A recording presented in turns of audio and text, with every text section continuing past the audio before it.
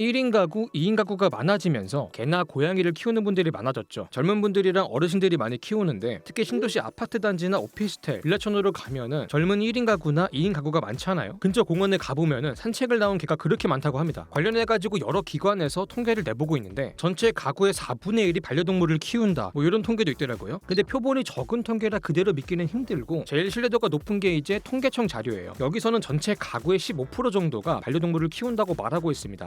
1인 가구나 2인 가구는 배우자나 자식, 부모의 빈자리를 어떤 식으로든 느끼기 쉬운 계층이고 정서적 안정감이 부족하다고 느낄 수 있을 것 같아요. 결국은 가구가 쪼개지고 구성원이 줄어들면서 그 정서적인 빈자리를 채워줄 수 있는 반려동물을 많이 키우게 된 것 같은데 이 증가하는 반려동물만큼 관련 산업도 쑥쑥 자라고 있습니다. 반려동물 용품 시장이 엄청나게 잘 크고 있어요. GS 같은 대기업도 공격적으로 진출하면서 관련 업체들을 하나씩 인수하고 있을 정도예요. 제품 말고 서비스 쪽도 잘 돼 있어요. 이 신도시에 가보면은 애견 전용 카페나 호텔, 유치원, 미용실, 용품점, 목욕탕, 분양샵 이런 것들이 정말 빠글빠글 하더라고요. 반려동물이랑 같이 탈 수 있는 택시까지 나왔어요. 자가용이 없어도 반려동물이랑 외출할 수 있게 됐고 이 반려동물을 방문해가지고 돌봐주는 펫시터까지 있더라고요. 이 출산과 결혼을 하지 않는 풍조 때문에 나라 경제가 무너질 거라고 말하고들 있지만 항상 위기 속에 기회가 있다고 하지 않습니까? 뭔가가 무너질 때는 그것을 대체하는 산업이 성장을 해요. 반려동물 산업의 관계자분들 입장에서는 이 나라의 위기가 나의 기회가 되고 있는 거죠. 그리고 이게 반려동물 시장만 커진 게 아니에요. 요새 청년들이 출산이나 결혼을 떠나가지고 그 시작인 연애조차 하지 않는다는 거는 너무나도 잘 알려진 사실이죠. 이 솔로들은 그들만의 생활 양식이 있는데 이들의 독특한 수요에 맞춘 산업들이 새롭게 성장을 하고 있습니다. 그 유튜브에서 인기 콘텐츠 중에 하나가 브이로그죠. 관찰형 예능이라든가 SNS를 통해 가지고 타인의 삶을 관찰하는 게 콘텐츠화가 되고 있는데 특히 이 브이로그 같은 경우도 솔로 산업 중에 하나라고 보는 것 같아요. 주로 혼자 생활하는 모습을 보여주는 경우가 많은데 보면은 자취방도 예쁘게 잘 꾸며놓고 요리도 감성적으로 하고 취미생활도 건강한 걸 많이 하세요. 뭐 운동이나 독서 같은 거 특히 소비생활이 트렌디하죠. 요런 물건들이 있구나 나도 한번 써볼까 싶은 물건들을 많이 쓰는데 뭔가 되게 앞서가고 멋있게 산다는 느낌이 들죠. 이게 혼자 산다고 해가지고 외롭고 궁상맞은 게 아니라 자기 개발하면서 건강하게 멋지게 쿨하게 재밌게 살 수 있다. 평범한 연애보다 화려한 솔로가 멋있다. 이런 식으로 자취의 로망, 솔로들의 로망을 충족을 시켜주는 것 같아요. 원래 자취방이라는 거는 언젠가 결혼을 하게 되면 떠나게 될 곳이라 그렇게까지 꾸미고 살지는 않았거든요. 근데 이제는 혼자 사는 시간들이 길어지거나 반영구적으로 되면서 자취방도 꾸미는 분들이 많아졌어요. 그리고 비혼주의를 선택하신 분들은 편견적인 훈수들을 많이 듣는다고 하거든요. 너 그거 잠깐이다. 언제까지 갈 것 같아? 다 가고 너 혼자 남아가지고 그때 가서 후회할래? 애 키우는 게 힘들기는 하지만 그 행복은 이루 말할 수가 없어. 늙어서 아프면은 그대로 고독사야. 이런 말들을 계속해서 듣기 때문에 비혼의 삶도 만족도가 크다는 거를 꾸준히 어필을 해야 되는 상황이에요. 근데 이분들도 비혼주의의 단점으로 언급하는 부분이 있는데 바로 축의금이죠. 나는 남의 결혼식 가가지고 축의금을 꼬박 헌납하고 있는데 막상 내가 축의금을 받을 일은 없으니까 품아씨가 안 되고 품 A씨가 되는 거죠. 그래서 나도 한번 받아보자. 결혼식만 있냐? 비혼식도 있다 해가지고 요새 비혼식을 하는 분들이 생기고 있어요. 진짜로 예식장이나 파티룸을 대관을 해가지고 지인들 모아놓고 사회자 진행 하에 비혼 선언까지 하더라고요. 웨딩 촬영도 혼자서 다 하고 실제로 이 비혼식에 대한 수요가 생기면서 웨딩 업계에서도 관련 상품을 만들고 있다고 해요. 아직은 그렇게까지 대중화가 된 것 같진 않지만 어쨌든 간에 산업 분야가 새로 만들어진 거죠. 근데 그 비혼식 해가지고 축의금 줬는데 나중에 생각이 바뀌어가지고 결혼하면은 또 줘야 되나? 재방문 디스카운트가 있나? 다음으로 솔로들이 많아지면서 관련 컨텐츠 산업이 또 잘 되고 있어요. 나 혼자 산다, 미운 우리 새끼, 돌싱포맨이 인기가 많죠. 연예인들 중에 자취하는 분들, 결혼 정년기를 넘긴 분들, 이혼하신 분들이 나오는데 아무래도 혼자 사는 분들이 많아지면서 이런 예능을 통해 공감대를 형성하거나 어떠한 위안을 얻는 것 같아요. 반대로 결혼이나 육아 생활을 보여주는 예능도 많죠. 이게 판타지를 보여주는 경우도 있지만 결혼과 육아의 현실적인 면들을 보여주기도 하고 현실 이상으로 극단적으로 부정적인 케이스도 보여주기도 하거든요. 보고 있으면 결혼하고 애 낳기가 싫어진다 이런 얘기들을 많이 하세요. 이게 비혼이나 딩크족을 선택하신 분들이 이런 예능들을 보면서 자신의 결심을 굳히게 되고 자신의 선택이 옳았음을 재확인할 수도 있겠다 뭐 이런 생각이 들더라고요. 실제로 댓글 반응들을 보면 조금 그런 부분이 있어요.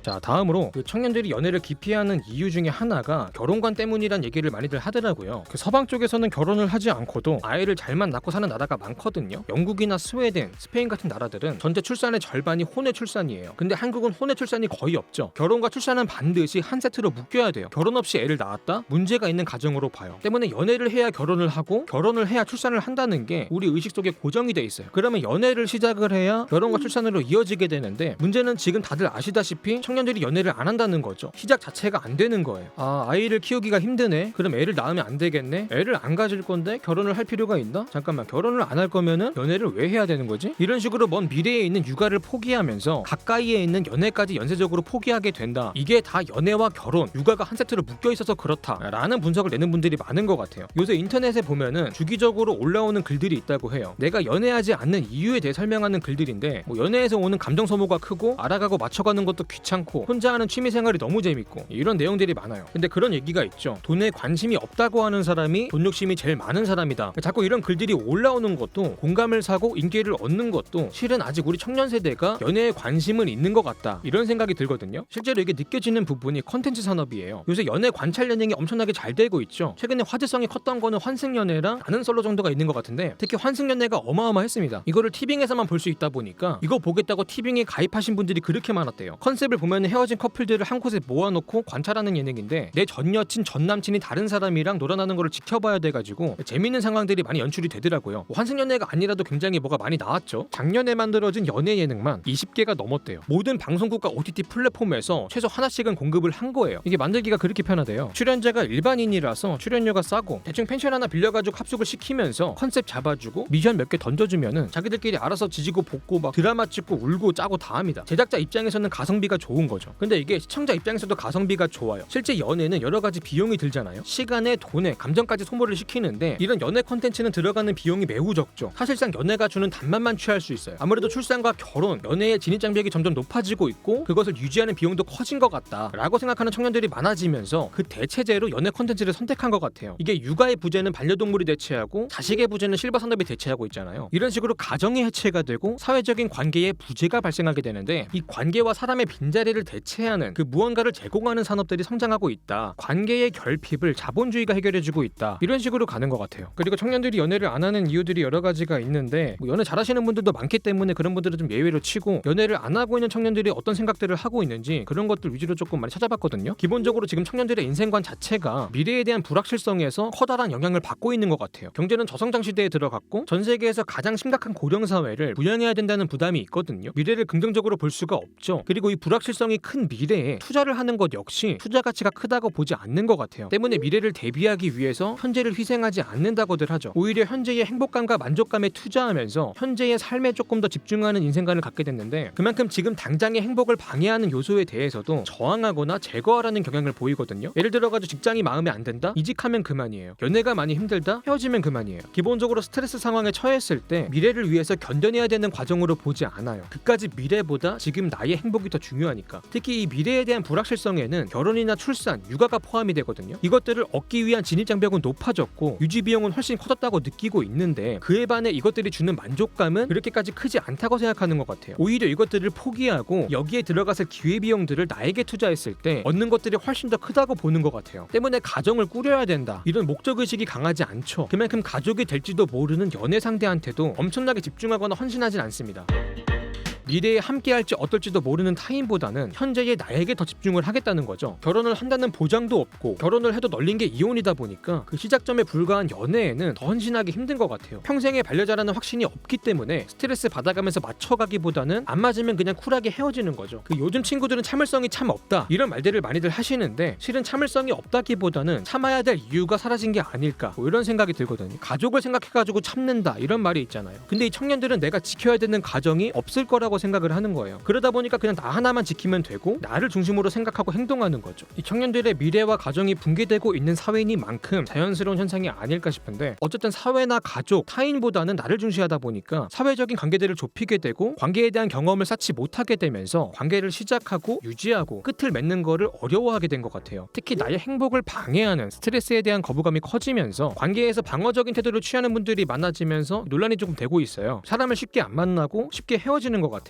많은 분들이 시작이 조심스럽다 보니까 사귀기 전에 그 전 단계로 썸을 타는 경우가 많아졌죠. 그러다가 연애로 넘어가서 관계가 깊어지면은 갈등이 커지고 감정 소모가 커질 수밖에 없는데, 갈등 상황에서 부딪히기보다는 회피하는 경우가 생길 수 있고, 이거를 구질구질하게 견디기보다는 쿨하게 헤어지는 걸 택하는 것 같아요. 근데 이 끝맺음을 어려워하는 분들 같은 경우는 잠수 이별을 하는 경우가 나올 수가 있어요. 이별을 고하면서 상처를 주는 것도 두렵고 이별을 고하는 과정에서 받는 부정적인 피드백이 두려우니까 상황을 회피해버리는 거죠. 이 모든 방어적인 행동들에는 스트레스 받고 싶지 않다, 나 자신에게 상처를 입히고 싶지 않다, 이런 심리가 기저에 있다고 해요. 때문에 감정 소모가 적은 관계 혹은 스트레스를 덜 주는 관계를 기다리면서 연애를 하지 않는 경우도 많아진 것 같아요. 상대가 더 맞춰주기를 원하거나 애초에 맞추려고 노력을 하지 않아도 선천적으로 성향이 잘 맞아떨어지는 운명적인 상대를 기다리고 있는 거죠. 이 썸을 타는 것도 어쩌면 그런 사전 탐색의 과정인 것 같아요. 그리고 그런 유니콘을 만날 게 아니라면 굳이 연애를 하고 싶지도 않은 겁니다. 이렇게 다가가기보다는 기다리는 사람들이 많아지면서 만남이 성사가 잘 안 되는 것 같아요. 자, 그리고 다음으로 미래가 없다는 거는 낭만이 없다는 거고, 낭만이 없으면 사람이 굉장히 현실적이게 돼요. 실제로 우리 청년들은 현실적, 합리적, 이성적, 계산적, 전략적 사고가 발달되어 있는 것 같은데 이게 연애에도 적용이 되고 있어요. 뭐 결혼은 현실이다 라는 생각이 강하죠. 그래서 조건을 중요하게 생각하는데 막상 조건에 맞는 사람을 찾기가 힘들다 보니까 연애나 결혼이 뒤로 밀리는 것 같아요. 그래서 조건이 맞는 사람을 효율적으로 찾아볼 수 있는 결혼정보 회사도 많이들 찾고 있죠. 이 합리적인 성향이 또 나타나는 게 어디냐면은 연애에서도 가성비를 따진다는 거예요. 시간과 에너지, 돈 같은 비용을 투자해서 어떠한 만족감을 얻는 게 연애라고 했을 때 연애는 투자 비용에 비해서 만족감이 떨어진다, 즉 가성비가 떨어진다 라고 보는 분들이 많아진 것 같아요. 이게 연애에서 얻을 수 있는 것들을 대체할 수 있는 것들이 많아졌거든요. 연애 관련 콘텐츠도 있고 반려견도 있고 혼자 즐기는 취미도 굉장히 다양해졌어요. 경제가 성장함에 따라 오락산업이 커져가지고 내가 놀 수 있는 시간에 비해서 놀거리가 너무 많아졌어요. 특히 이런 것들은 연애보다 가성비까지 좋다라고 생각하는 분들이 많아진 것 같아요. 진입 장벽이나 비용적인 측면에서 연애보다 경쟁력이 있다는 거죠. 이 가성비로는 또 콘텐츠가 최강인데 넷플릭스가 요새 조금 비싸진 감은 있지만 다른 취미생활에 비하면은 그래도 조금 양반이 아닐까 싶고요. 유튜브는 아예 공짜로 볼 수 있죠. 세계에서 가장 인기 있는 게임 중에 하나가 리그 오브 레전드라는 게임인데 이것도 무료로 서비스가 되고 있어요. 가성비가 좋은 취미만 있는 게 아니에요. 연애에 쓰던 자원을 취미에 쓰게 되면은 삶의 질이 높아지고 인생이 다채로워진다, 이렇게 주장하는 분들이 늘고 있어요. 양질의 취미가 넘치는 세상이 되면서 연애를 선택하는 경우가 줄고 있는 거죠. 이 연애라는 하나의 콘텐츠가 경쟁에서 뒤처지고 있어요. 연애 시장의 경쟁 산업으로 오락 시장이 떠오르고 있습니다. 상황이 이렇다 보니까 취미 대신 연애를 선택하려면은 그 이상의 만족감을 줄 수 있을 만큼 마음에 쏙 드는 사람을 만나야 되는 거예요. 근데 그 정도로 괜찮은 사람은 찾기가 힘들잖아요. 그러니까 연애를 안 하고 취미 생활을 하는 거예요. 이 취미가 사람들의 눈을 높여놓은 거죠. 정리하면은 나랑 잘 맞는 사람을 찾고 취미를 포기할 만큼 괜찮은 사람을 찾다가 보면은 연애를 시작하기가 어려워지는 거죠. 그렇게 진입 장벽이 높아진 것 같아요. 요새는 남자든 여자든 외모랑 성격, 능력까지 다 보는 느낌이 있거든요. 육각형에서 평균 이상으로 관리가 된 사람만 연애를 할 수 있을 것 같은 분위기가 조성이 돼 있잖아요. 미디어나 SNS가 이런 이상적이고 멋진 분들을 너무 많이 보여주면서 청년들의 눈을 높여놓은 것 같다, 이런 의견도 많이 보이는 것 같아요. 뭐 맨날 서울 아파트 10억 이런 얘기 자꾸 하니까. 근데 현실적으로 서울 아파트에서 시작을 하는 부부가 얼마나 있겠으며 이런 것들은 잘 얘기가 안 되는 거죠. 자, 오늘 영상 여기까지고요. 지금까지 지식 한 입의 한 입만이었습니다.